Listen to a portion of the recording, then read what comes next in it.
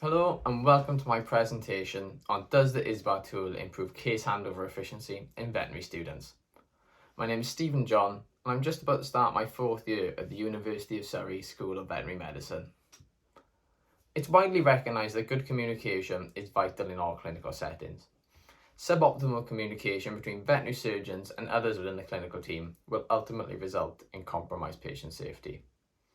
In 2010, Murphy and Dunn claimed that communication errors are likely to be the top reason for avoidable patient harm, and the Joint Commission on Accreditation of Healthcare Organisations describes communication errors as the cause of 60 to 70% of preventable hospital deaths in human medicine. Although these statistics cannot be directly compared to the veterinary world, there are definitely lessons to carry forward into our profession in the drive for better practice and even better patient safety. ISBAR. Identity, Situation, Background, Assessment and Recommendation. ISBAR was initially designed for use in the US Navy to ensure that critical information was communicated during high intensity and stressful situations. Now, it's a standardized communication tool used in human healthcare to enhance patient safety and care by reducing the chance of human error. Communication standardization is increasingly being adopted in veterinary practices. However, there is very little published literature on communication tools specific to veterinary medicine. It's in hope that research supporting the effectiveness of standardized communication could increase its uptake within our profession. The study followed a pre- and post-intervention model, which was composed of 3 phases. It was originally planned that this study would be carried out in person, but due to the COVID-19 pandemic, it was ultimately completed online via Zoom communications platform.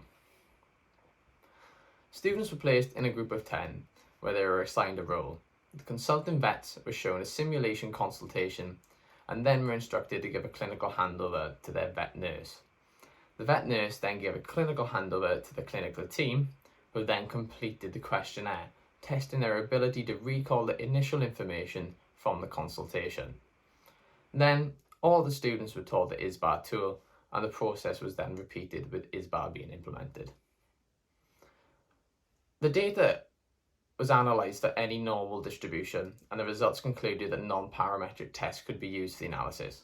The cohort comparison was made using the Mann-Whitney U test for ordinal data sets, and the chi-square test was used to detect any association in the categorical data. Our level of statistical significance was set at 95%. Our analysis of the question, what were the 7 clinical exam findings in this case, revealed statistically significant increase in the ability to recall clinical information post-intervention, with a probability value of 0.001. The aim of this question was to analyse whether the information given in the handover was also recalled at the final clinical team members' questionnaire. However, we did note a poor performance in the recall of case history. This was analysed with the question, what were the 5 key points from the history and presenting signs? The result was contrary to the results that we expected, and published literature does not display any association or links to the result we yielded in our study. In our study, we advised that the clinical findings were summarised under situation, and then the history was covered afterwards in background. This is the opposite order that case information is normally translated. It would be interesting to explore whether reversing this order and describing the clinical findings under assessment would improve history recall. It was noted that most students in the first group, before they had been taught the ISBAR tool, started with history. So this may be a useful adaptation to be used in veterinary education. Exploration is ultimately needed to conclude if this result was perhaps an indication of how the intervention was taught, how the question in particular was structured, or whether this is just a particular characteristic of the veterinary population. We saw a statistically significant improvement in the number of clinical recommendations given at our handover, and the analysis yielded a probability value of less than 0.0005. It was also noted that there was statistically significant improvement in the clarity and comprehensibility of these clinical recommendations given, and the analysis again yielding a probability value of less than 0.0005.